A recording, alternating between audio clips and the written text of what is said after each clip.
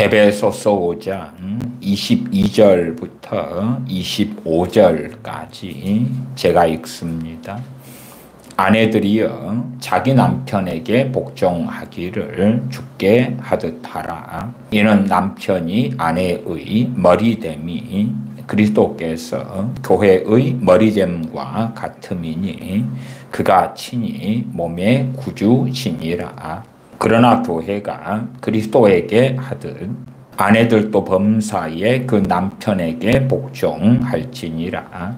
남편들아 아내 사랑하기를 그리스도께서 교회를 사랑하시고 위하여 자신을 주심같이 하라. 아멘.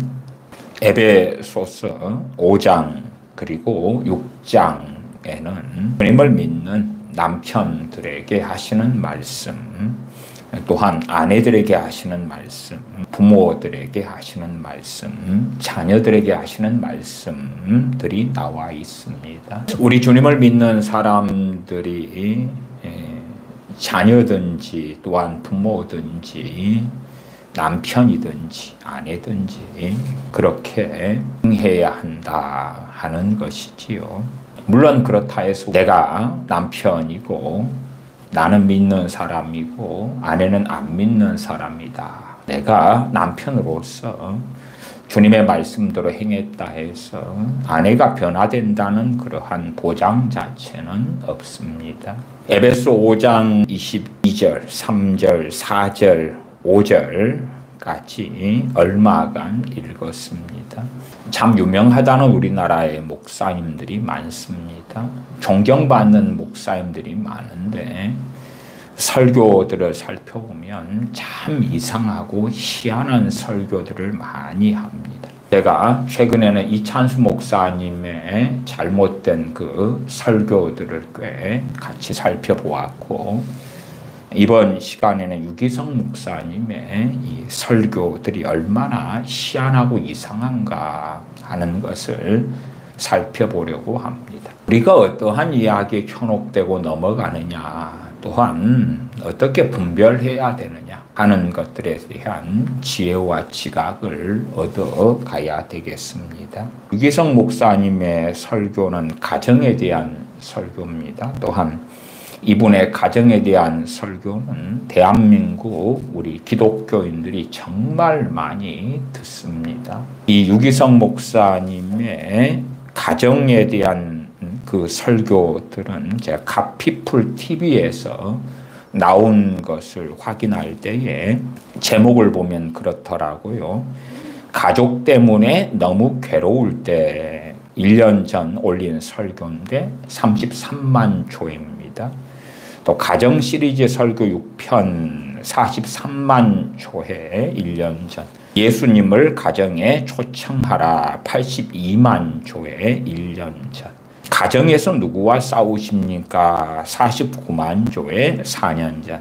무너진 가정을 살리는 방법 12만 조회 1년 전. 가정 천국 하나님이 기다리신다 15만 조회 1년 전.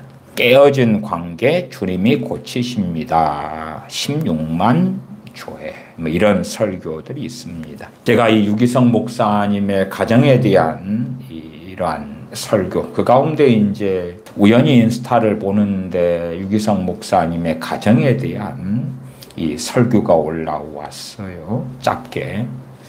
그래서 제가 들어보았는데 정말 희한하였습니다. 물론 보통 분들이 들을 때는 야, 맞는 이야기구나, 그리고 위로가 될 것 같은 이야기를 합니다.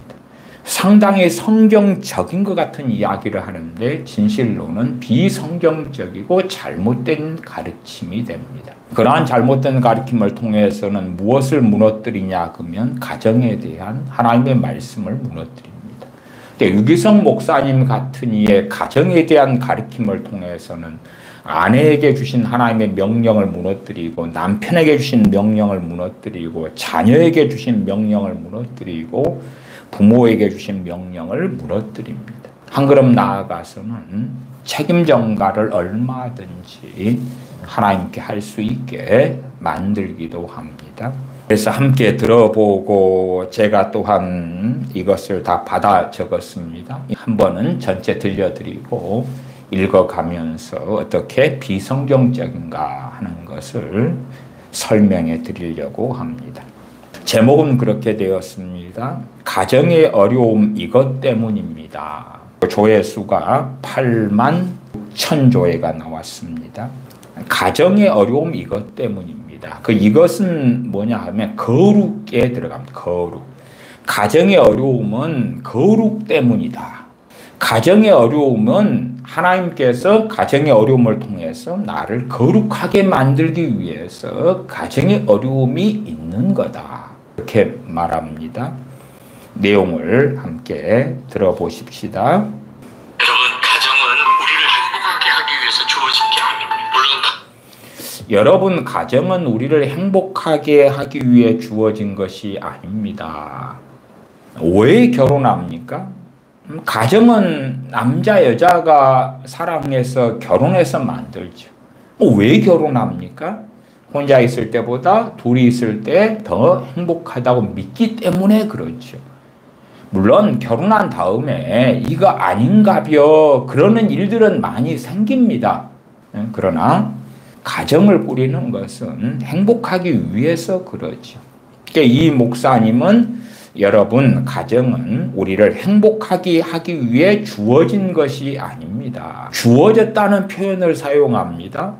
그러나 결혼하고 안 하고는 누가 선택하는 것입니까? 각자가 선택하는 거예요. 각자가 선택해.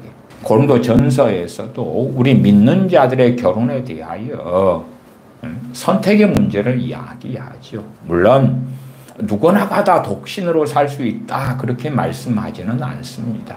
결혼은 좋은 것이고 또한 결혼 안 하는 것도 좋은 것인데 결혼 안 하고 혼자 사는 것이 더 좋은 것이다.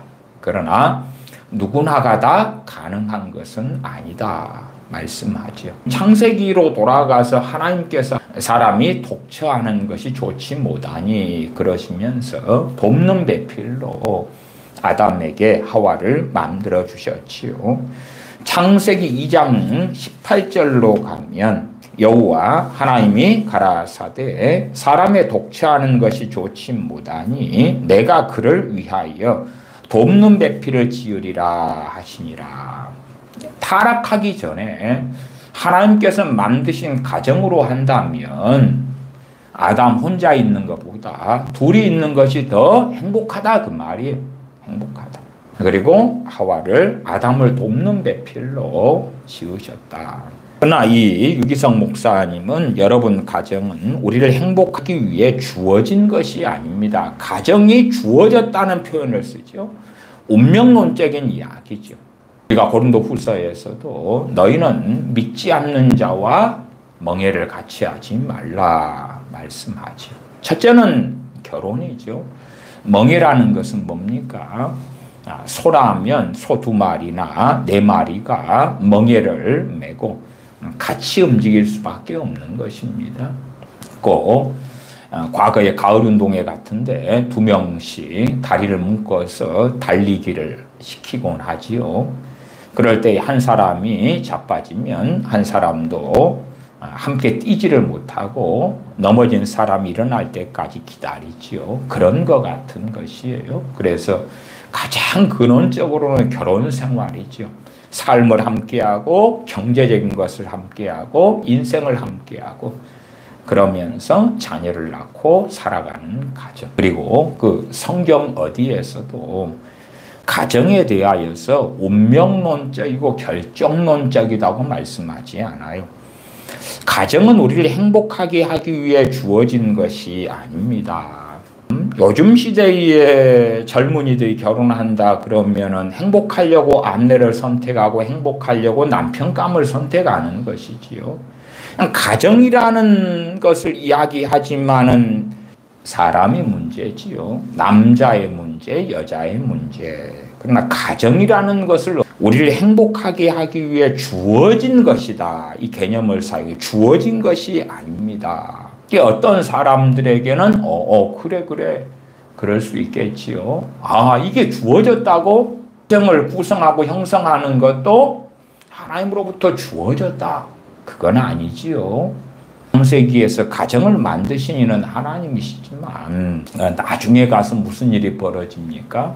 하나님의 아들들이 사람의 딸들을 취하여 그래서 어리석고 악한 길을 달려가는 것을 보지요. 마치 솔로몬 왕이 많은 여자들을 취하면서 그 여자들과 함께 우상 숭배로 달려가는 것처럼 그 음녀들에게 넘어가서 자빠지고 넘어지는 것들을 이야기하죠.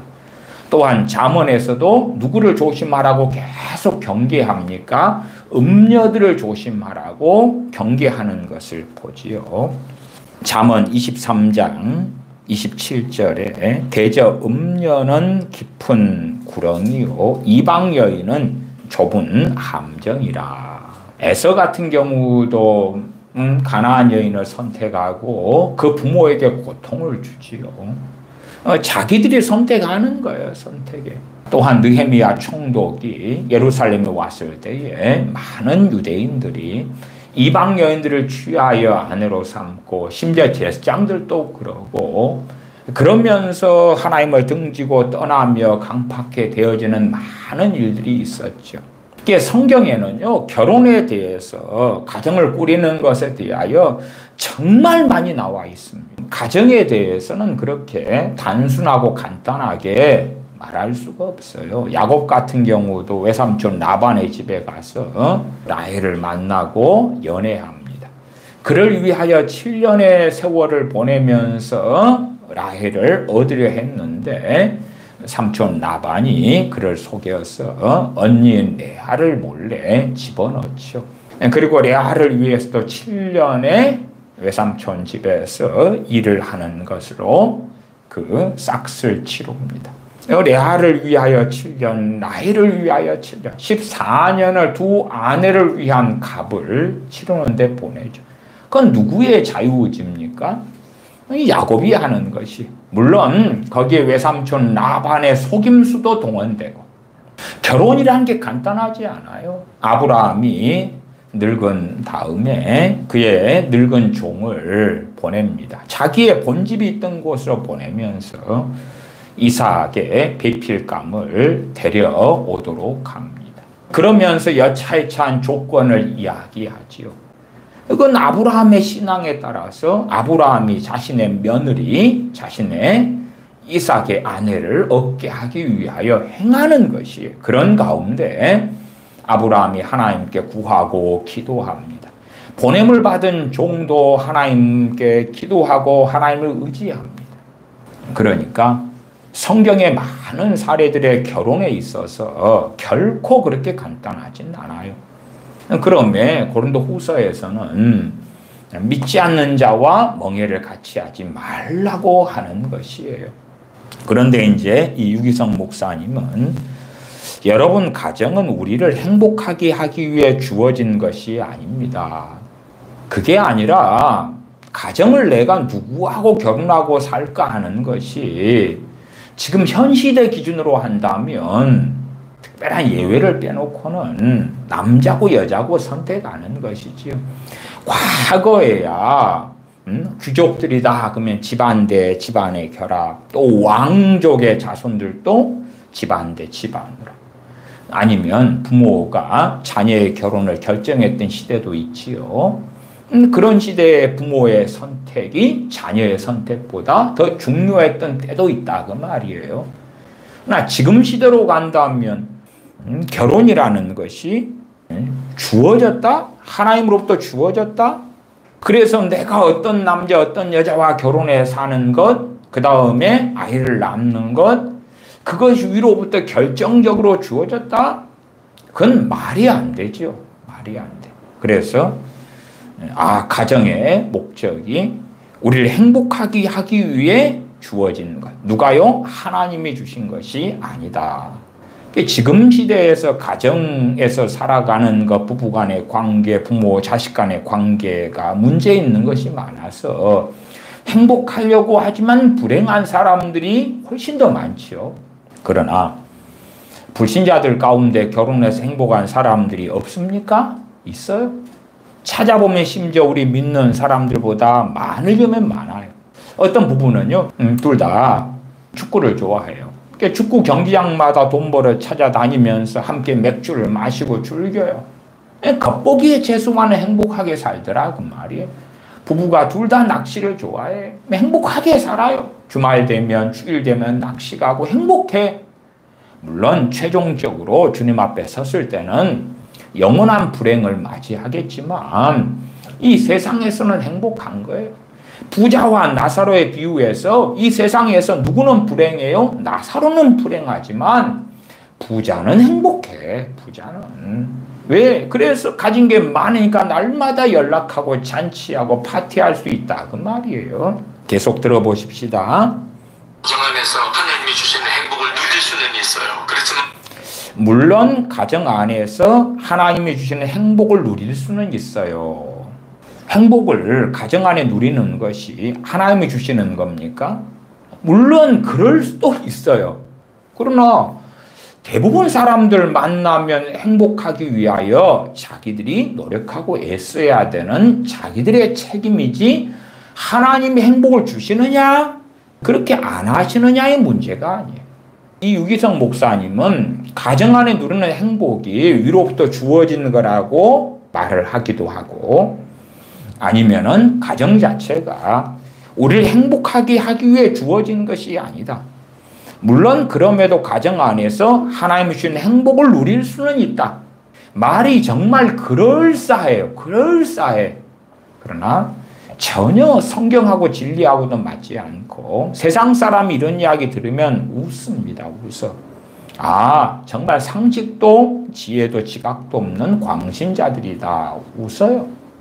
물론 가정 안에서 하나님이 주신 행복을 누릴 수는 있어요. 그렇지만 그 근본 뿌리는 주님께로부터 오는 겁니다. 하나님 이야기하고 주님 이야기하고 주님께로부터 온다.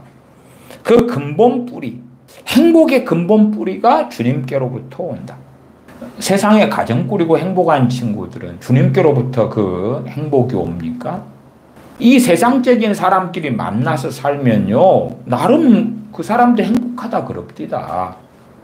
근본 뿌리 그 행복을 추구하는 게 세상의 행복이고 그 행복이 세상에서 마음 맞춰서 살기 때문에 그러는 거예요. 그 근본 뿌리는 주님께로부터 오는 겁니다. 그 근본 뿌리가 행복의 그 근본의 뿌리가 주님께로부터 온다. 그러니까 주님께로부터 행복을 얻어보려고 할 거 아니에요. 그러면 세상 사람들은 주님을 안 믿으니까요. 아무도 행복 안 해야 돼. 이슬람, 불교, 무신론자들, 세상 사람들 아무도 행복 안 해야 돼. 그런데 안 그렇지요. 세상에서 얼마든지 쾌락을 얻고 돈을 얻고 행복할 수 있다 그 말이에요. 그러나 그것이 영원한 행복이 아니라는 거지. 심지어 나사로처럼 거지로 살다가 헌대를 앓고 비참하게 죽어가는데 그에게 기다렸던 건 영원한 행복이죠. 영원한 행복. 계속 들어봅시다. 행복은 주님께로부터 오는 거지 가족이 주는 게 아니에요. 행복은 주님께로부터 오는 거지 가족이 주는 게 아니에요. 근데 행복은 주님께로부터 오는 거다고 이야기해요. 이 목사님은. 정말 행복이 주님께로부터 와요? 자, 돈을 사랑하는 사람은 돈이 오면 행복이 오겠지요. 건강을 사랑하면 건강이 있으면 행복을 느끼겠죠. 음식을 사랑하는 사람은 맛있는 음식을 먹으면 행복하겠지요. 내가 A라는 여자를 사랑해요. 근데 그 A라는 여자가 내 사랑을 받아줘. 행복할 거 아니에요? 내가 낚시를 좋아해요. 낚시를 할 수 있는 형편의 낚시를 가서 내가 원하는 물고기들을 많이 잡았어요. 행복해요? 안 행복해요? 행복해요. 내가 산을 좋아해요. 그래서 산에 등산을 가고 구경을 가는데 너무 좋아. 행복하겠지요. 근데 행복이 주님께로부터 오는 거다? 그것을 사람들은 좋아해. 크리스천들은 그런 말을 좋아해. 모든 것을 주님, 하나님 그리고 떠넘기면 좋아하는 거예요. 그러나 그렇습니까? 아니에요. 정말 하나님께 영광을 돌리고 주님께 영광을 돌릴 것은 그렇게 해야 되지만 그러나 아닌 건 말도 안 되는 걸 자꾸만 주님, 하나님 떠넘기고 이 가정과 행복이라? 그 누가 도대체 불행하기 위해서 결혼한단 말입니까? 또한 가정 생활의 어려움이 우리를 거룩함 때문에 가정 생활의 어려움이 온다. 희한한 이야기지요. 가정은 우리에게 도대체 왜 주어진 거죠? 가정은 도대체 우리에게 왜 주어진 거죠? 거룩하게 하기 위해서 주어진 거죠. 우리를 거룩하게 하기 위해 주어진 거지요. 이 유기성 목사님은 가정이 우리를 거룩하게 하기 위해 주어진 거다고 자꾸 이야기해요. 주어진 거다고. 그러면 우리가 가정을 꾸리는데 그 책임을 누구에게 전가시킬 수 있습니까? 하나님께 떠넘길 수가 있는 거예요. 가정은 절대 그렇게 간단하지가 않습니다. 우리 부부가 다 크리스천이어도요. 에베소 5장의 말씀 읽었죠. 남편들아 아내들아 아내들아 남편들아. 그러면 둘 다 그렇게 말씀대로 살았을 때에 주님 안에서 그 부부는 행복할 수도 있을 거예요. 에베소 6장에는 자녀들아 부모들아 부모들아 자녀들아가 나와요. 그렇게 순종했을 때 그러겠지요. 그러나 이분은 밑도 끝도 없이 가정은 우리를 거룩하게 하기 위해서 주어진 거지요. 위로부터 주어진 거라 그래. 아니요. 자기들이 결정하고 선택하고. 아니, 여러분이 언제 결혼할지를 하나님이 정해서 가르쳐 준 것입니까? 어떤 남자 어떤 여자를 사귀고 결혼할지를 하나님이 언제 계시해 주셔가지고 했나요? 아니잖아요. 어떠한 자녀를 언제 부부가 동침을 해서 자녀를 낳는 게 하나님의 뜻이라고 예정이라고 해서 낳았나요? 그런 게 아니잖아요. 가정은 우리를 거룩해 하기 위해 주어진 거다 이야기예요. 그러니까 사람들은 위로가 될 수 있을지도 몰라요. 참 내용들이 성경하고는 전혀 상관없는 이야기를 하는데 어리석어지면 그럴싸해지는 거예요. 그래서 가정 안에 지지고 볶는 일들이 계속 일어나는 거예요. 우리를 거룩해 하기 위해 가정이 주어졌는데 그래서 가정 안에 지지고 볶는 일들이 계속 일어나는 거예요. 지지고 볶는 일들이 우리를 거룩하게 하려고 계속 일어난대. 계속.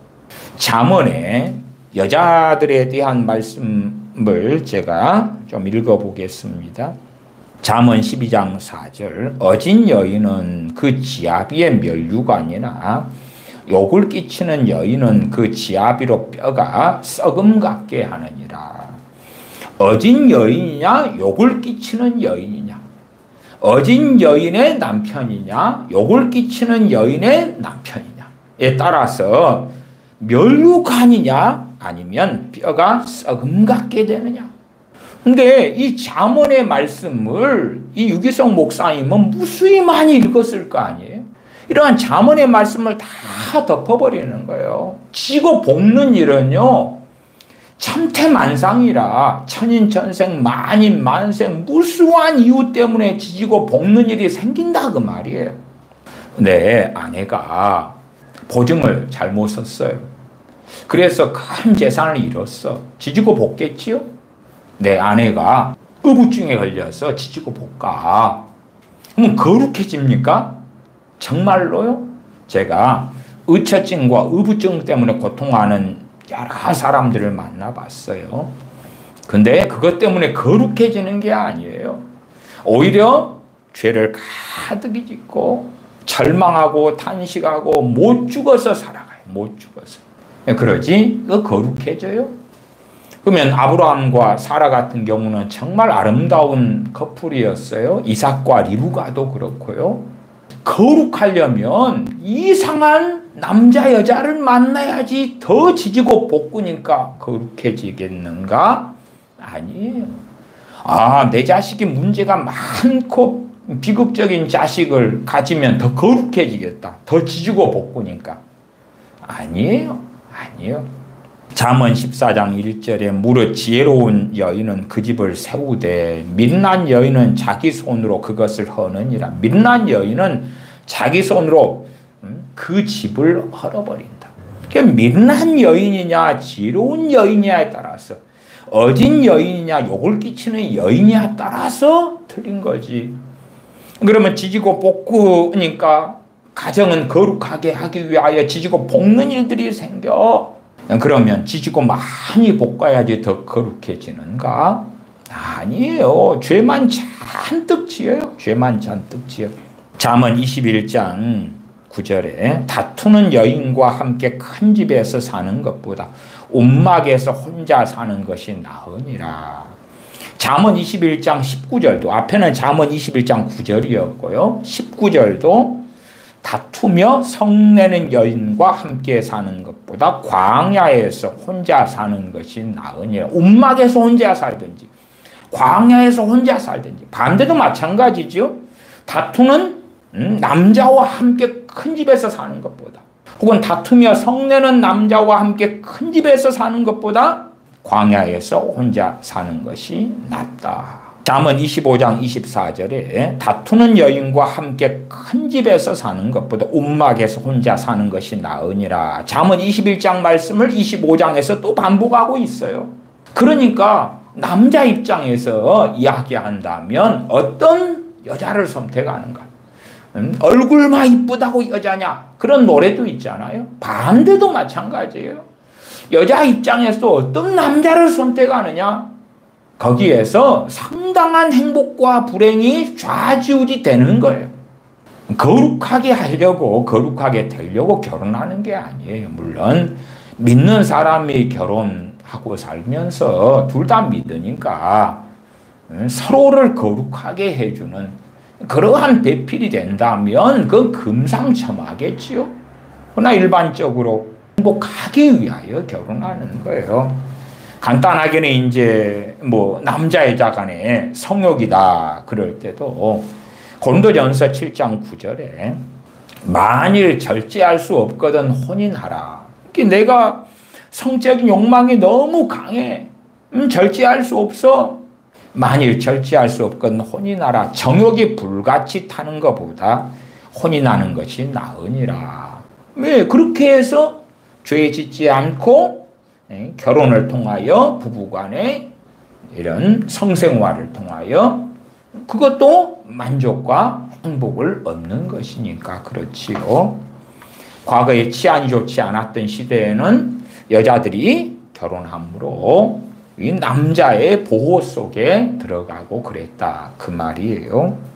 잠언 31장 10절 누가 현숙한 여인을 찾아 얻겠느냐 그 값은 진주보다 더하니라. 잠언 31장은 현숙한 여인에 대하여 많이 말씀을 해요.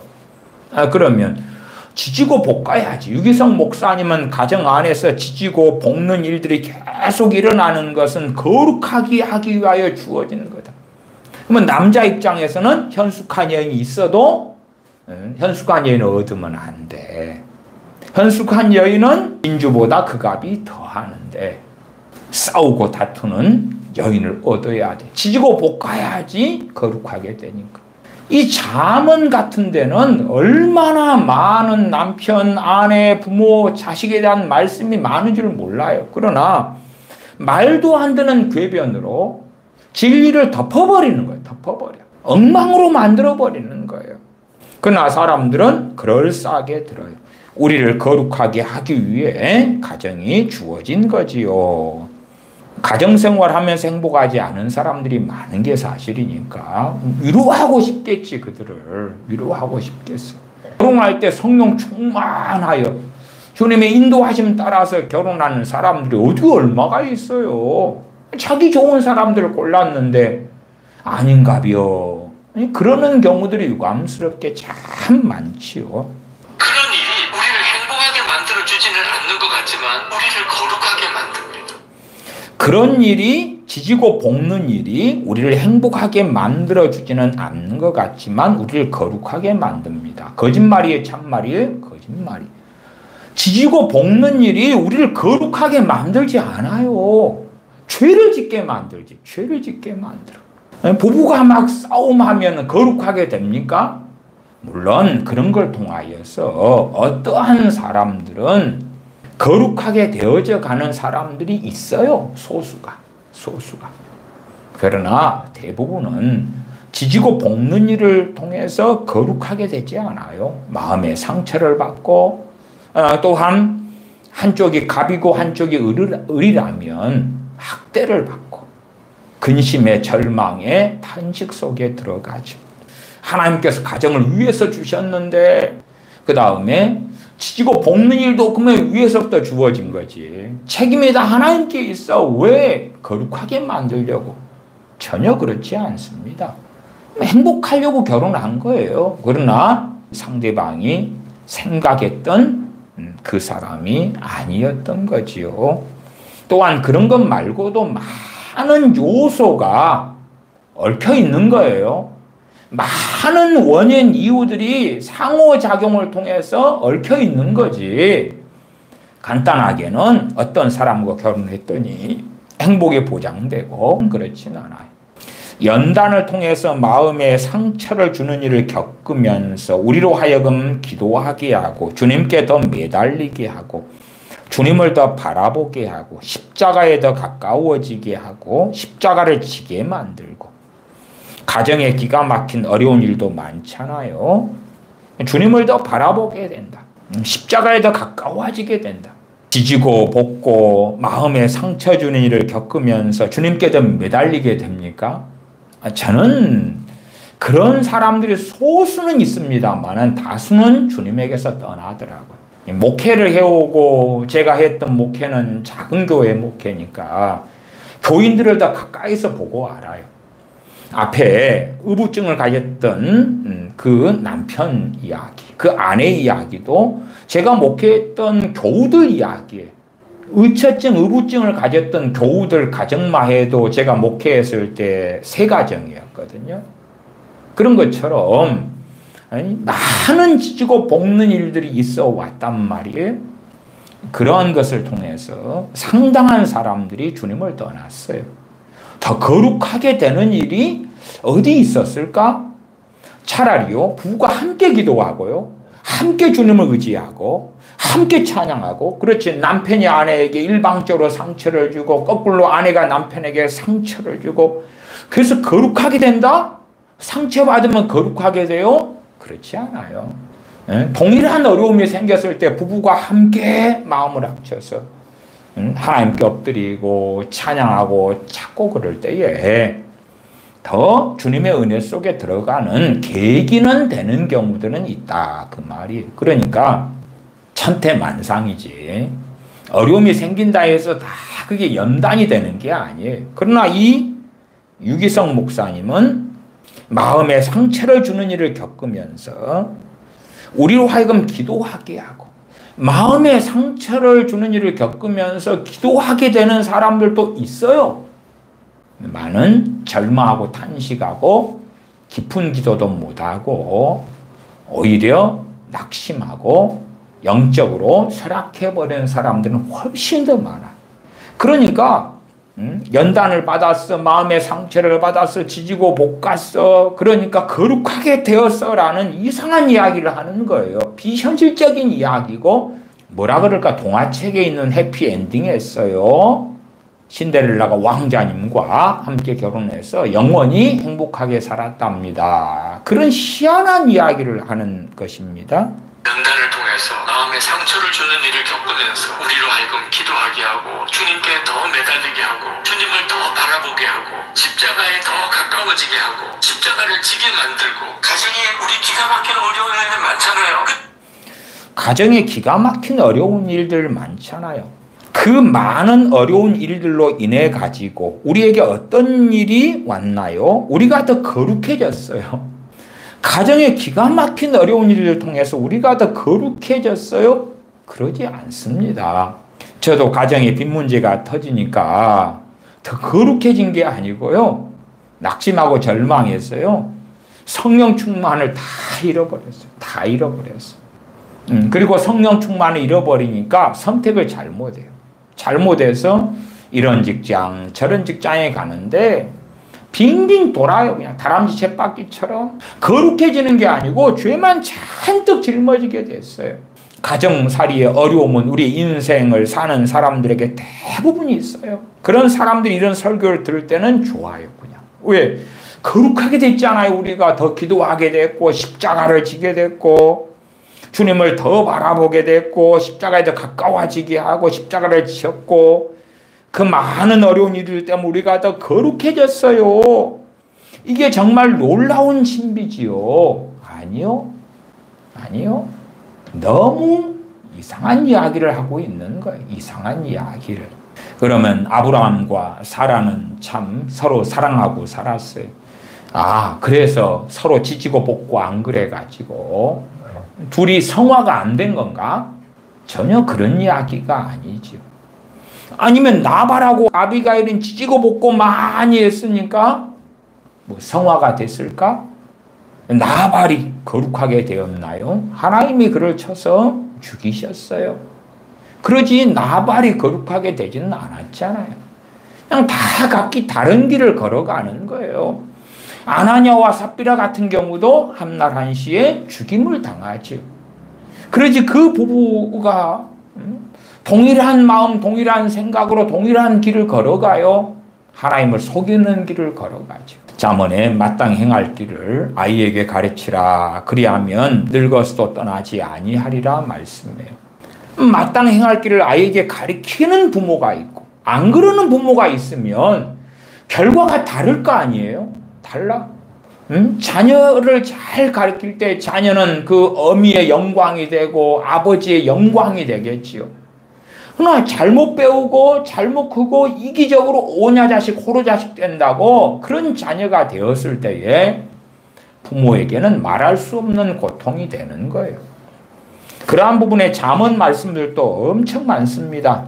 유기성 목사님의 이런 설교는 이 잠언만 제대로 눈을 뜨고 읽어도 천태만상이고 그 말도 안 되는 궤변이 있을 수 없는 것을 알게 되는데 정말 몰상식한 사람들은 가정에 지지고 볶는 일 많은 어려움을 통해서 우리가 거룩해졌다고 정말로 그렇게 했다고 생각하는 사람들은 스스로를 속이는 거예요. 가정의 어려운 문제가 아니고 내가 성령 충만해야지, 내가 진리를 따라 살아가야지 거룩해지는 거예요. 그리고 그런 길을 살아갈 때는 우리가 디모데전서 2장에서 보는 것처럼 평안한 삶을 살 때, 지지고 볶는 게 아니라 평안한 가운데 살아갈 때에 더 깨어 기도하기 쉽고 주님을 찾고 의지하기 쉬운 거예요. 아니 여러분이 돈 문제 생기고 건강 문제 생기고 자식 문제 생기고 남편 문제 생기고 부모 문제 생기고 형제 문제 생기고 직장 문제 사업 문제 생기고 국가 문제 생기고 전쟁이 벌어지고 그러면 더 거룩해집니까? 아니잖아요. 아니요. 여러분이 건강에 심각한 문제가 생겼다고 합시다. 그러면 더 거룩해져요? 아니 건강에 심각한 문제가 안 생길 때는 걱정도 없고 힘도 없다가 건강에 심각한 문제가 있다가 마음 지키기 어려워.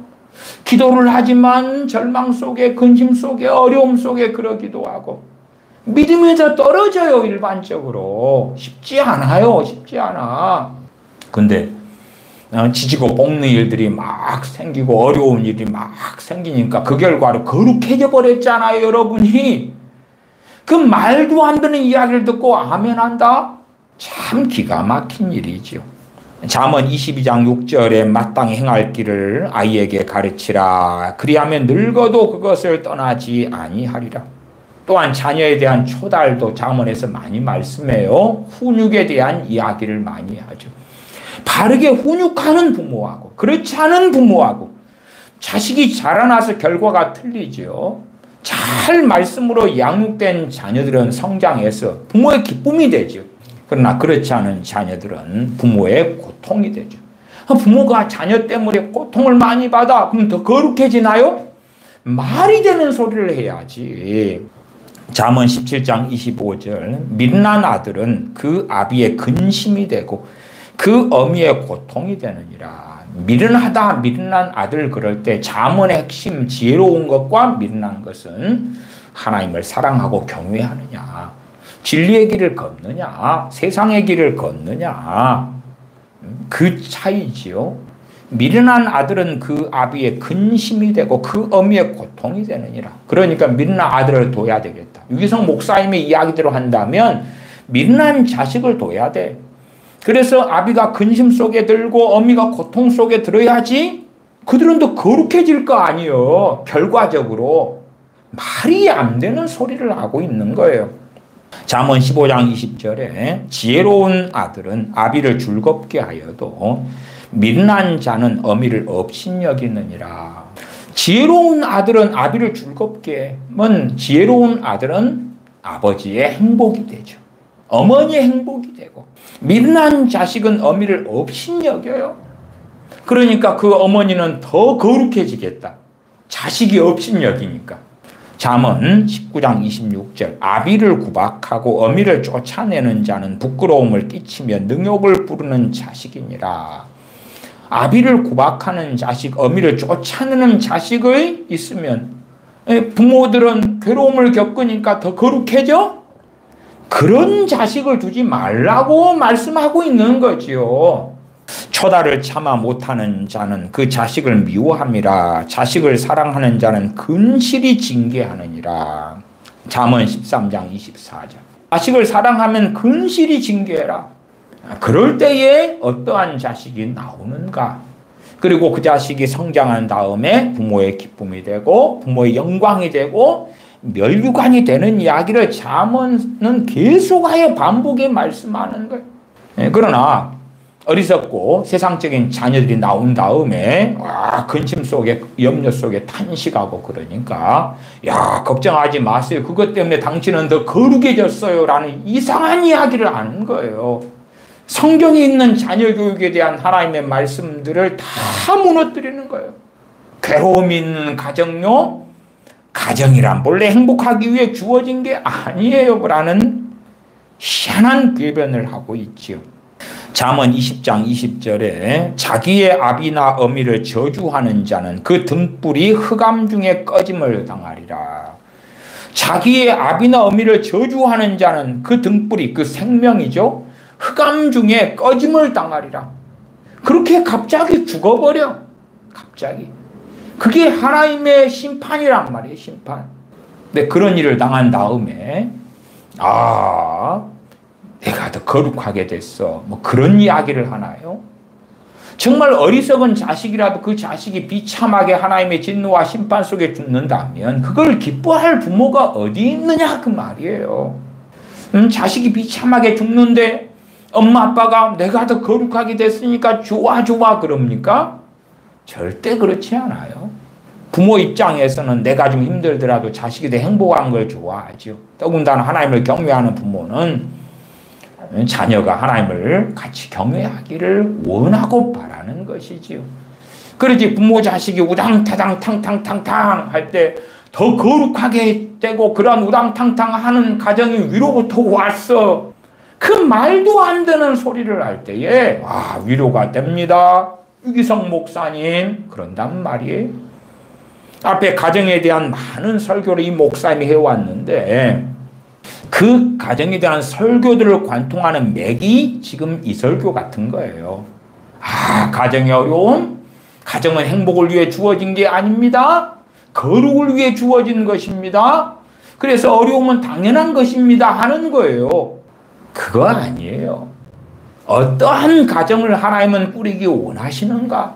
어떠한 남편, 어떠한 아내, 어떠한 부모, 어떠한 자녀가 되어져야 하는가? 그리고 성경을 통해서 명령을 하시는 거예요. 명령을 해. 이 부부가 어떻게 살아야 되는가에 대한 말씀도 신약 성경에도 많다는 걸 알 것입니다. 잠언 23장 22절에 너 낳은 아비에게 청종하고 너 늙은 어미를 경히 여기지 말라. 잠언 23장 25절에 네 부모를 즐겁게 하며 너 낳은 어미를 기쁘게 하라. 자녀들에게 명령하는 거잖아요. 자녀가 이 명령을 따르지 않는다면 부모는 고통스럽죠. 나아가서 그 자녀는 하나님 관계에서 바르게 될 리가 없잖아요. 물론 그 부모도 그 자녀를 기뻐할 수도 없겠지요. 잠언 30장 17절에 아비를 조롱하며 어미 순종하기를 싫어하는 자의 눈은 골짜기에 까마귀에게 쪼이고 독수리 새끼에겐 먹히리라. 하나님의 진노의 말씀을 이야기하지. 또 우리가 10계명 2계명에서 보잖아요. 우상을 숭배하는 자들에게 어떠한 하나님의 보응이 오게 되느냐. 3대 4대까지도 보응한다. 내가 부모예요. 우상 숭배하는 자가 돼요. 그 다음에 내 자손들에게 하나님의 보응이 임한다 그 말이. 그렇게 해가지고 하나님의 보응이 임하는데 다 이것은 우리를 거룩하게 하기 위하여 온 것이야. 우상 숭배자들의 가정의 집안의 자녀들에게 마귀가 드글드글 하는데 우리를 거룩하게 하기 위하여 온 것이야. 그러면 정말 말이 되지 않지요. 이 창세기 24장 63절부터 67절에는 이삭과 리브가의 만남이 나와 있어요. 그 가운데 창세기 24장 67절 하반만 제가 읽어드리면 이삭이 리브가를 취합니다. 성경은 그를 취하여 리브가를 취하여 아내를 삼고 사랑하였으니 이삭이 모친 상사 후에 위로를 얻었더라. 어머니가 돌아가셨어요. 그 다음에 슬픔 속에 있었는데 리브가를 아내로 얻은 다음에 위로를 얻었어요. 다른 말로 뭐예요? 행복해졌다 그 말. 외로움이 멈추고 슬픔이 멈추고 위로를 받았어요. 계속 들어보십시다. 이 유기성 목사님의 설교요. 그 많은 어려운 일들로 인해 가지고 우리에게 어떤 일이 왔나요? 우리가 더 거룩해졌어요. 이게 정말 놀라운 신비지요. 그 많은 어려운 일들을 가지고 인해 가지고 우리에게 어떤 일이 왔나? 우리가 더 거룩해졌어요. 사람들에게 면죄부를 주는 거예요. 면죄부를. 가정생활이 어려움들을 통해서 우리가 더 기도하게 되었고 우리가 더 주님께 매달리게 되었고 십자가에 더 가까이 나아가게 되었고 십자가를 지게 만들었고 주님을 더 바라보게 만들었다. 정말로 대부분 그렇지 않은데 그런 것처럼 면죄부를 주고 포장을 하고 덮어버리는 거예요. 그 무덤이 있을 때 회칠한 무덤이라 그러잖아요. 회칠한 무덤. 그 안에는 썩은 송장이 들어가 있는데 그것을 비석으로 꾸미고 잔디로 꾸미고 아름답게 꾸며주는 것처럼 별의별 죄악, 시기 질투와 미움과 용서하지 않음과 다툼과 정욕으로 인해서 벌어지는 부부간에 부모 자식 간에 벌어지는 무수한 일들, 형제 간에 벌어지는 무수한 일들을 다 그 결과로 여러분은 거룩해졌잖아요. 십자가를 더 지게 됐잖아요. 주님과 더 가까워지게 됐잖아요. 주님께 더 매달리게 됐잖아요. 우리로 하여금 더 기도하게 했잖아요. 하는 이상한 이야기를 하는 거예요. 안 그래요. 안 그래. 안 그래. 오히려 부부가 더 성령 충만한 부부라면 브루스길라와 아굴라 부부는 다 성령 충만했어요. 그러니까 더 거룩해졌어요. 서로가. 베드로 사도도 자신의 아내와 함께 복음을 증거하러 다녔어요. 그래서 더 거룩해졌어요. 그러지 예를 들어 베드로 사도에게 항상 시비 걸고 다투는 아내가 있었다고 합시다. 그러면 사도로서 하나님 일을 제대로 할 수가 없게 되고야 만다 그 말이에요. 돕는 배필이 싸우고 다투는 여인이 돼가지고 공격하고 힘들게 하고 그건 뭘 못해. 제가 어느 교회에서 봉사를 할 때요. 그 목사님과 사모님이 나이가 10살 차이가 났어요. 여기 작은 교회였으니까 사모님이 이제 보건소장을 해가지고 그 교회를 유지하고 목사님 가정을 먹고 살고 생계 유지하고 그랬어요. 근데 목사님 사모님이 심심하면 싸웠어요. 제가 그 목사님 댁에서 함께 지내고 그랬거든요. 그러면 싸우고 난 다음에는 사모님은 주일날 예배에 안 와버려요. 안 와버려요. 그리고 머리에 띠들고 누워버려요. 이게 그 부부 싸움이 원인이 어디 있든 간에 정말 그 목사님 사모님 부부가 너무 많이 싸웠어요. 너무 많이. 그냥 근처에 있는 제가 괴로울 정도로. 저는 주일학교를 맡아가지고 토요일 되면은 그 목사님 댁으로 가가지고 주일학교 아이들 전도도 하고 뭐 이렇게 하고 그래서 주로 주일 밤까지 있다가 그다가 이제 돌아가고 그랬는데 정말 괴로워버려요. 그냥 얼마나 치열하게 싸우든지 두 분이 그래서 거룩하게 됐다고요? 아니요. 아니요. 자식은 서이였는데, 딸 둘이 아들 하나였는데, 정말 못 죽어서 살았거든, 못 죽어서. 더 거룩하게 됐다고요? 저는 그런 희한한 이야기를 어떻게 나이도 많이 잡순 양반이, 이것도 최근에 올라온 설교니까요, 인스타그램에. 86,000 조회가 나왔는데, 어떻게 그런 상식이 없는 이야기를 할까? 최소한의 지각도 없을까? 희한한 이야기를 한다. 연단 이야기, 주님과 더 가까워지는 거, 가정 위로부터 주어졌다는 이야기, 하나님 주시는 행복 이야기, 별걸 이야기하는데 도대체 저게 뭔 소린가? 이 잘못된 것 궤변을 넣어놓기는 쉬운데요. 이걸 논증하고 잘못된 걸 증명하기는 굉장히 어렵답니다. 그래서 제가 방금 읽어드린 잠언에 대한 본문이나 구절만 해도 10개가 넘어요. 그래도 듣는 사람들을 다 설득시키기가 어렵답니다. 궤변이란 건 그렇게 희한한 거예요, 희한해. 저 사람이 사기꾼이다네. 그리고 모르는 사람들 이야기했으면, 아니야. 그리고 증명을 하려면, 말 한마디가 아니라 100마디, 1000마디를 해도 증명이 안 될 수도 있는 거예요. 행복해야지라는 기준으로 보면요, 늘 원망밖에 할 게 없어요. 행복해야지라는 기준으로 보면 늘 원망밖에 할 게 없어요. 그것도 말이 안 됩니다. 그럴싸한 말이에요. 행복해야지라는 기준을 가지고 남편을 행복하게 하려고 애를 쓰고 아내를 행복하게 해주려고 애를 쓰고 그러다 보면 행복해지는 부분은 많아요. 행복이 기준이 되니까 누가 싸움에서 이기는 기준이 아니라 행복이 기준이 되면은 비유도 맞춰줄 수 있고 참을 수 있고 용서할 수 있고 또한 부모 입장에서 자녀를 행복하게 해야지 그러면은 자녀 보는 앞에서 싸우면 안 되겠다. 덜 다투고 더 이해하고 인내하고 행복해야지라는 기준은 굉장히 괜찮은 거예요. 진리는 아니에요. 진리는 아니에요.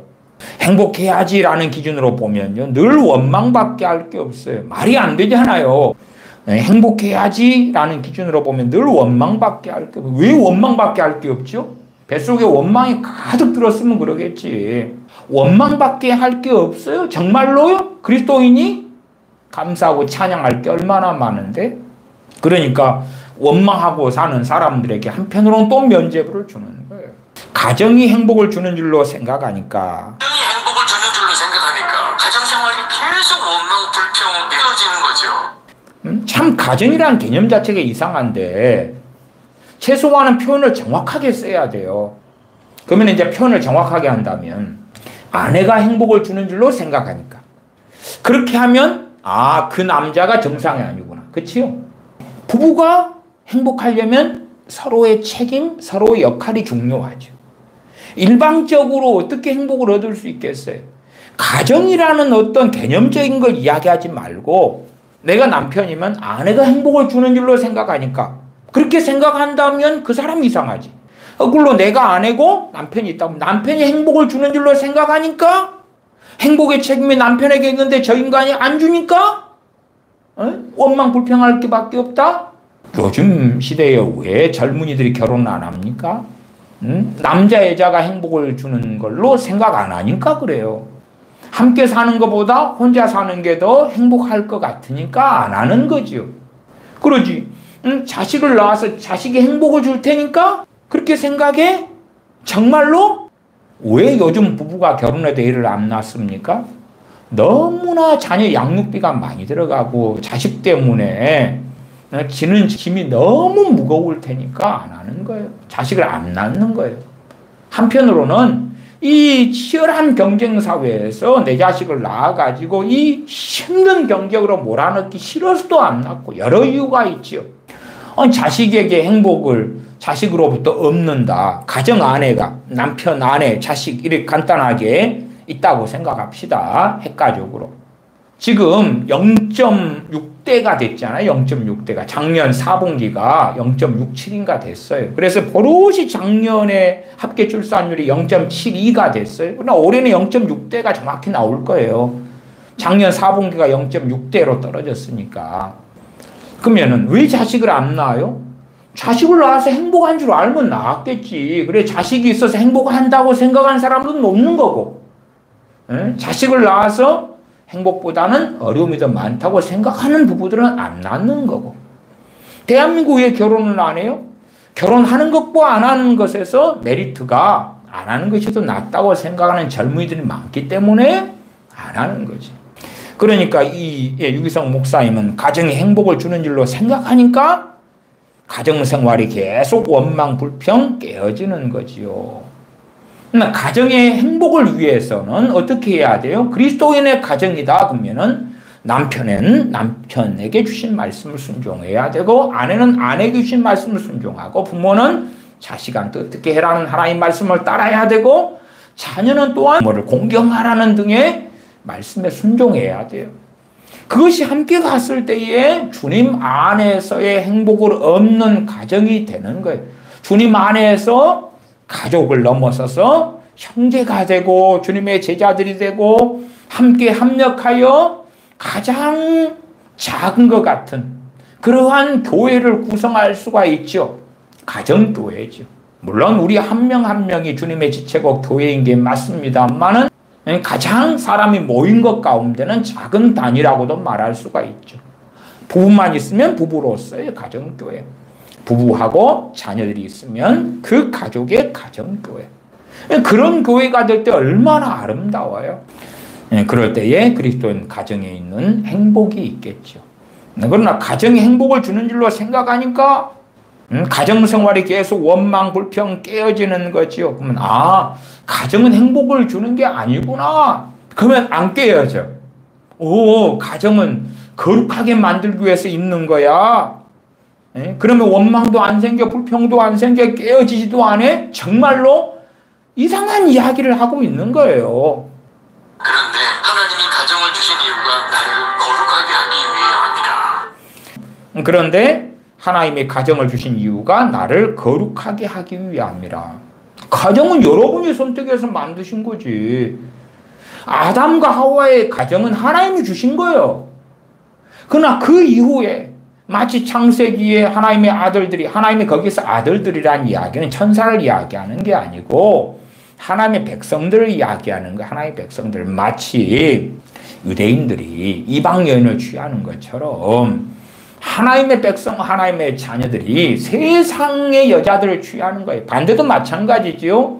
하나님의 딸들이 세상 남자들을 취하는 거예요. 전에 제게 어떤 여자분이 상담을 하셨어요.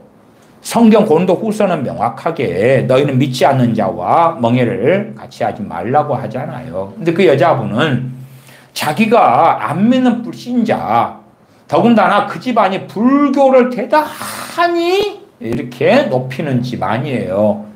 그 집안에 시집을 가겠다는 거예요. 저한테 상담을 하는 게 이미 사실은 결론을 내려놓고 하는 거였어요. 그 남자는 안 믿는 남자. 그리고 그 집안은 불교 집안. 그것도 굉장히 소위 독실한 불교 집안. 근데 자기는 그 집안에 복음을 증거하는 선교사격으로 가겠다는 거예요. 물론 그 여자분의 변명이겠지요. 왜? 그 안 믿는 남자가 좋으니까. 그런데 자기의 합리화는 하나님께서 자기를 그 가정으로 선교사로 보내는 것 같대. 그래서 당연히 저는 고린도후서 말씀을 가지고 그건 아니다. 결혼하려면 믿는 자하고 해라. 아무리 그 남자가 좋더라도 주님을 더 사랑하면은 주님 말씀에 순종해야 된다. 그리고 이야기를 했어요. 그 다음에 결혼한 다음에 몇 달 지나지 않아서 저한테 연락이 왔더군요. 목사님 이야기가 맞았어요. 결혼해보니까 자기가 상상하던 남자, 그 다음에 그 시어머니란 여자가 진짜 보통이 아닌 거예요. 이게 자기가 신앙생활도 못 하겠는 거예요. 주일날 예배도 못 드리겠는 거예요. 자기가 좋아하는 남자를 골라놓고 세상의 아들을 골라놓고 그 다음에는 하나님께서 나를 그 가정으로 보낸다는 그 희한한 궤변을 하면서 합리화를 하는데 그 괴로움, 그 어려움이 무슨 거룩을 가져와. 그 여자분은 자기 믿음도 못 지키는 그러한 희한한 상황이 됐는데 그런 사례들을 제가 목회하고 상담하면서 얼마나 많이 봤는데 무슨 정신 나간 소리를 이렇게 해요. 책임을 하나님께 넘기겠고, 가정생활에 이런저런 어려움이 많이 생기면은 그게 거룩해지는 거였다.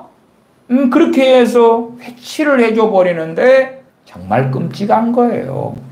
그걸 깨닫고 보면 나를 속썩이는 사람이 너무 감사한 거예요. 그래서 내가 더 거룩함으로 나아갔어요.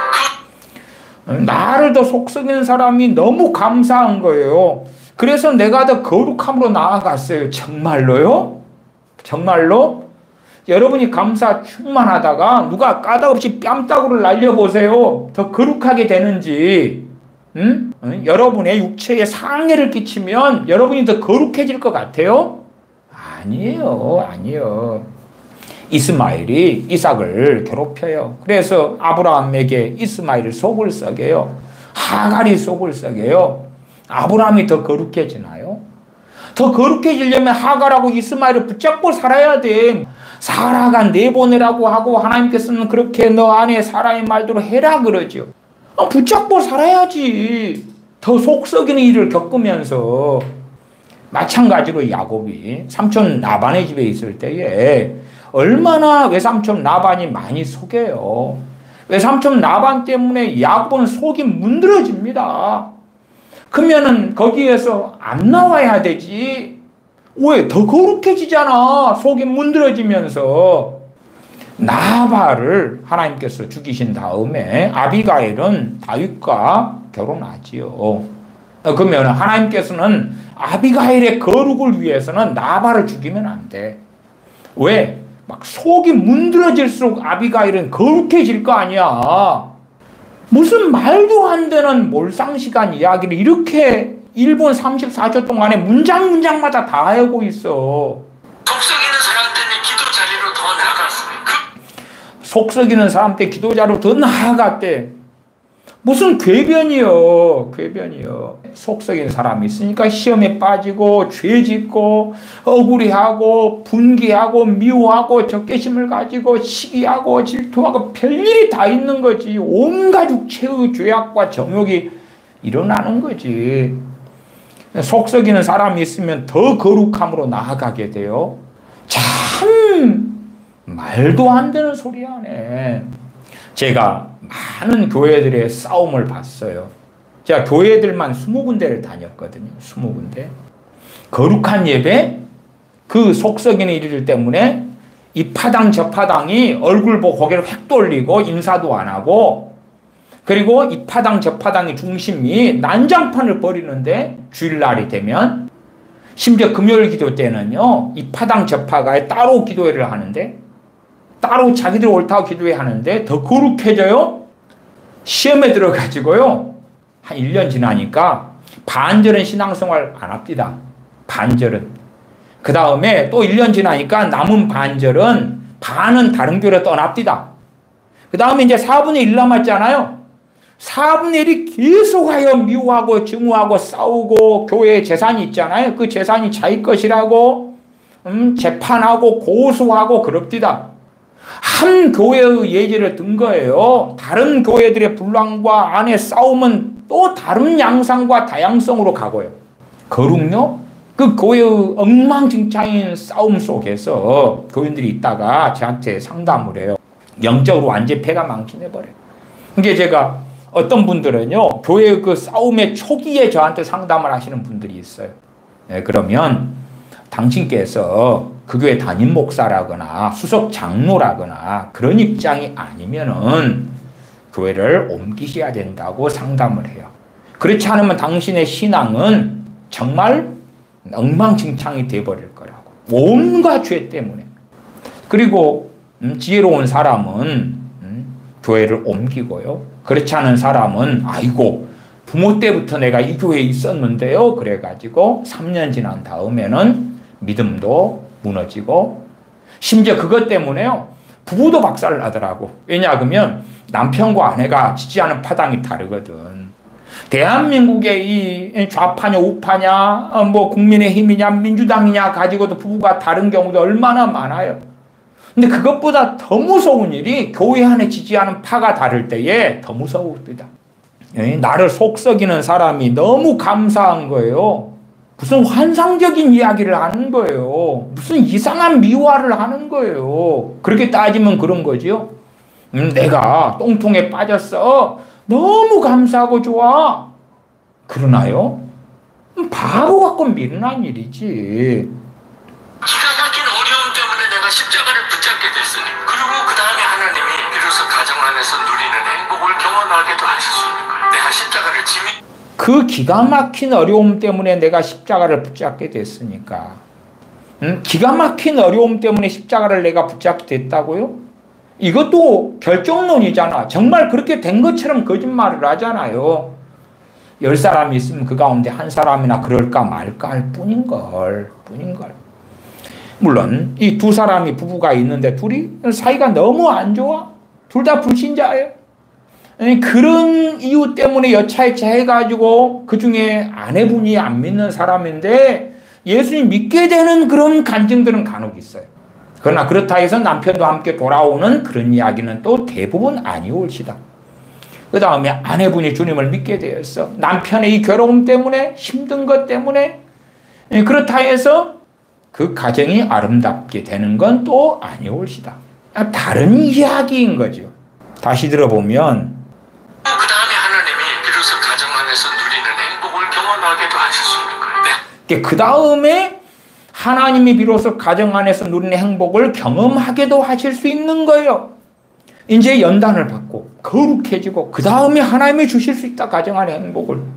세상 사람들은요, 행복한 부부들 많아요. 젊은 부부들. 이미 마음 맞고 행복하게 취미를 함께 하고요. 경제적으로 안정돼 있고 그렇다면 행복하게 잘 살아요. 그러니까 그들은 최종적인 결과를 얻어버렸네? 말이 안 되잖아요. 말이 안 돼. 그러면 세상에 있는 부부들이 다 불행할 것 같아요? 절대 안 그래요. 행복이라는 것은 마음 맞추고 원하는 걸 하고 원하는 걸 먹고 더군다나 건강까지 하고 그럼 행복해. 자식들이 잘 돼? 행복해. 부모는. 근데 그것이 단지 예수님 믿는 사람들의 전유물인가? 아니에요. 영원한 행복. 하나님 앞에 섰을 때 영원한 행복이야. 믿는 사람들만의 전유물이에요. 죽은 다음에 천국에 가서 주님 오실 때에 주님 배울 때에. 그러나 이 땅에서는 그런 게 아니지요. 그 다음에 이제 또 희한한 이야기가 나오는데 경험하게도 하실 수 있는 거예요. 내가 십자가를 지면 십자가가 나를 져줘요. 내가 십자가를 지면 십자가가 나를 져줘요. 말이 돼요? 안 돼요? 내가 십자가를 지면 십자가가 나를 져준다고요? 네, 가난이 내 십자가라고 합시다. 내가 가난을 짊어져. 그 다음에는 그러면 가난이 나를 짊어져줘. 십자가가 못된 자식이라고 합시다. 못된 자식에 대한 말씀을 많이 읽었지요? 아니면은 이 민난 여인이라고 합시다. 십자가요. 내가 십자가를 졌어? 그러면 그 십자가가 나를 져줘. 그 민난 여인이 나를 짊어져줘. 다투는 여인과 함께 큰 집에서 사는 것보다 움막에서 혼자 사는 것이 나으니라. 이 다투는 여인을 함께 살아. 십자가지. 그랬더니 이제 다투는 여인이 나를 짊어져줘. 어떻게? 다투는 여인과 함께 살아주면 다투는 여인이 현숙한 여인이 되나? 잠언에 그 말씀이 있나요? 없어요. 내가 십자가를 지면 십자가가 나를 져줘요. 거기에 십자가는 뭔가? 사람인가? 하나님인가? 도대체 뭔가? 실제로 주님께서 짊어지시고 골고다 언덕에 갔던 십자가는 나무 십자가잖아요. 그걸로 이야기할 때 내가 그 십자가를 지고 막 갔더니 어이구 너 힘들었지? 이번엔 바꾸자. 그 다음에 십자가가 나를 짊어지고 이제 골고다 언덕을 걸어가줘요. 희한한 이야기를 하는 거예요. 그냥 말도 안 되는 궤변인데 듣기에는 아름답단 말이에요. 내가 십자가를 지면 십자가가 나를 져줘요. 내가 십자가를 지고 힘들게 했는데 그 다음 십자가 나를 짊어지니까 그 다음에는 쉬어라 이제. 두 사람이 길을 걷다가 순서 정해가지고 한 사람 막 업고 가다가 이제 바꿔 또 바꿔 그런 것처럼 내가 십자가를 막 짊어지고 가니까 십자가가 이제 내가 내려볼게. 너가 이제 내 등에 올라타. 내가 짊어져 줄게. 저는 재능이 정말 없는 사람이에요. 그래서 재능 없는 것, 재능에 대해서는 참 오랫동안 많이 연구를 해왔어요. 많이 관찰도 하고 살피기도 하고. 그래서 제가 성령의 은사와 능력을 이야기할 때 재능 이야기도 함께 중간중간에 하기도 해요. 그럼 재능이 없이 살아와. 그 십자가에 그것도 재능이 없으니까 사회에서 성공하기 어렵고 이것저것 하기 어렵고 많은 것들이 막혀요. 그 재능 없는 몸뚱아리를 가지고 이렇게 살아가. 십자가죠. 천국에서는 안 그럴 텐데 이 땅에서는 그래야 돼요. 근데 어느 때 이제 나의 그 재능 없음이 나를 짊어져치고 나를 가나요? 평안하게, 행복하게, 즐겁게? 그런 건 없는 거예요. 내가 십자가를 지지 않겠다고 하면 우리 가정은 마귀 놀이터가 돼버리고 마는 거예요. 내가 십자가를 지지 않겠다고 하면 우리 가정은 마귀 놀이터가 되어버리고 마는 거예요. 그러니까 마귀 놀이터가 가정이 안 되려면 십자가를 져야 된다. 내가 십자가를 지는 것, 안 지는 것하고 우리 가정이 마귀 놀이터가 되는 것하고 무슨 상관이 있어요? 그 다음에 가정의 마귀 놀이터의 문제가 아니고 각자가 마귀 놀이터냐 아니냐의 문제가 더 근원적인 이야기인데, 가정이 5명이 있으면 5명이 다 마귀 놀이터가 돼요. 요 유기성 목사님은 깨어진 관계 주님이 고치십니다. 16만 조회인데, 주님께서는 내가 너희에게 검을 주러 왔노라. 내가 온 것은 너희를 화평케 하러 온 것이 아니라 너희로 분쟁케 하려 합니다. 깨어진 관계를 주님이 고치는 게 아니라 주님이 오심으로 가정 안에 5이 있는데 5 가운데 2이 셋과 3이 둘과 분쟁하리라. 왜? 가정 안에 2이가 주님을 따르면 서희는 안 따르고 3명이 따르면 2이는 안 따를 테니까 분쟁할 것이라고. 근데 그 말씀하고 정반대로 이 유기성 목사님은 깨어진 관계를 주님이 고치십니다. 주님이 고치십니다. 나발과 아비가일의 관계가 깨졌는데 주님이 고쳤나? 나발을 죽이셨는데. 제가 본문을 읽어드리면 사무엘상 25장 37절 38절인데, 아침에 나발이 포도주가 깬 후에 그 아내가 그에게 이 일을 고하매 다윗의 일을 고했죠. 다윗이 죽여버리려고 했던 거죠. 그가 낙심하여 몸이 돌과 같이 되었나니 한 열흘 후에 여호와께서 나발을 치심에 그가 죽으니라. 도대체 누구하고 깨어진 관계를 하나님이 회복을 시키십니까? 누구하고요? 그러니까 깨어진 관계에 주님이 고치십니다. 그러면 너무 아름다운 말이요. 너무 아름다운 말이요. 도대체 깨어진 관계를 주님이 고치십니다가 진리입니까? 깨어진 관계를 주님이 고치실 수도 있지요. 그런 경우도 있지요. 그러나 그건 절대 진리가 아니지요. 그 가정 안에서의 깨진 관계들, 주님이 고치셔. 얼마나 듣기 좋은 아름다운 이야기냐 그 말이에요. 그러나 결코 그런 이야기가 아니죠. 내가 십자가를 지지 않겠다고 하면 우리 가정은 마귀 놀이터가 되어버리고 마는 거예요. 그러니까 십자가를 내가 짊어지면 우리 가정은 마귀 놀이터가 안 된다는 거예요. 그게 아니지. 자식이 주님하고 같이 안 살면, 주님과 동행하지 않고 세상의 자녀가 되면 자식한테는 귀신들이 드글드글 할 거고, 가정이 마귀 놀이터냐 아니냐 이 문제가 아니라 각 개인하고 주님과의 문제일 뿐이에요. 그냥 이 한 가정 안에 2이 셋과 3이 둘과 분쟁하는 것이 주님 때문인데, 가정이 마귀 놀이터가 되는 이야기하고 다른 이야기잖아요. 다른 이야기. 그지? 내가 십자가를 지면은 가정이 마귀 놀이터가 안 되고, 십자가를 지지 않겠다고만 하면. 물론 여기에서 이 유기성 목사님이 말하는 십자가는요, 가정 안에서 지지고 볶는 걸 이야기하는 거예요. 가정 안에 기가 막힌 어려운 일들, 그 많은 것이 있는데 그걸 짊어지고 가는 거예요. 그게 십자가를 진다는 거예요. 그건 십자가가 아니올시다. 우리가 베드로 사도를 통하여서 두 가지 종류의 고난을 이야기. 하나는 죄 짓고 생기는 고난, 또 하나는 주님을 위한 고난. 거기에서 십자가는 뭐예요? 주님을 위한 고난이 십자가지. 죄 지어서 보증 잘못 써가지고 빚 때문에 올라앉아서 영끌해가지고 아파트를 샀는데 아파트가 폭락해버려. 이자 갚기 어려워. 원금 갚기 어려워. 그건 십자가인가? 또한 잘못된 선택을 통하여서 경제적인 어려움 속에 들어가요. 자기가 선택하고 결정한 거 아니에요. 음주운전을 했어요. 그래서 교통사고 나가지고 사람을 죽였어요. 십자가인가? 아니잖아요. 그게 십자가면 주님께서 자기 십자가를 지고 나를 따르라 하셨는데 내가 죄지어 가지고 사람을 죽였고 그리고 장애인이 됐고 더군다나 음주운전을 통해서 내가 학교 선생님이었는데 사람까지 죽였기 때문에 내 학교 선생님 일도 그만두게 됐어요. 그게 십자가인가? 많은 어려움을 마음대로 낼수록 더 거룩하겠다. 그러면 이스라엘 백성이 우상 숭배하고 하나님을 떠남으로 하나님의 진노와 심판이 임했어요. 그게 더 거룩해졌나? 막 심판이 임하고 전쟁이 벌어지고 칼과 기근과 연병으로 하나님이 치시니까 막 더 거룩해지나? 아니잖아요. 지지고 볶는 또한 가정사의 기가 막힌 어려운 일들은 무수히 많은 이유 때문에 생기는 거예요. 그렇게 단순하지는 않아요. 그러나 이것을 유기성 목사님은 획일화를 시키는 거예요. 획일화를. 그 다음에 포장을 해주는데 그 어려움들을 통하여 당신들은 주님 가까이 나아갔고 십자가를 지게 되었고 더 거룩하게 되었고 그랬잖아요. 그렇게 이제 다 한 다음에 그 다음에는 하나님이 비로소 가정 안에서 누리는 행복을 경험하기도 하실 수 있는 거예요. 그러는 거예요.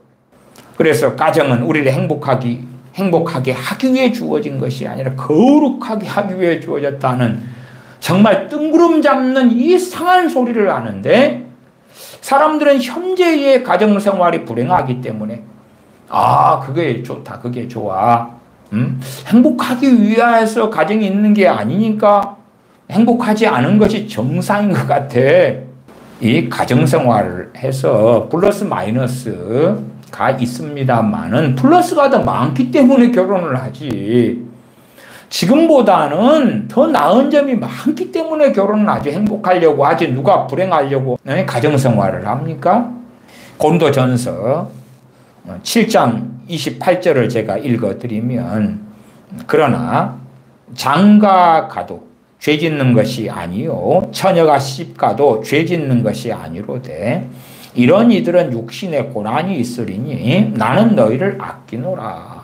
결혼을 통해서 육신의 고난이 있다. 그러나 육신의 고난에도 불구하고 더 플러스가 있으니까 결혼한다고 말이야. 힘들더라도 그래도 함께 사는 것이 더 행복한 요소가 있기 때문에 결혼한다 그 말이에요.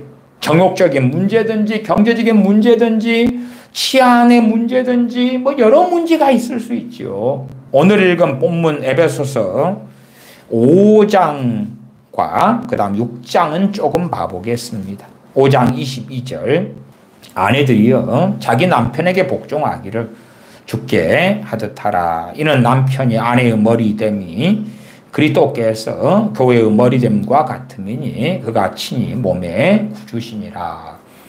아내들에게 하시는 말씀에 대하여 아내들이 불순종한다면 물론 해석의 문제는 간단하진 않습니다. 많은 불순종한다면 아내들은 주님과 관계가 멀어지겠죠. 다른 말로 거룩해지지 않겠죠.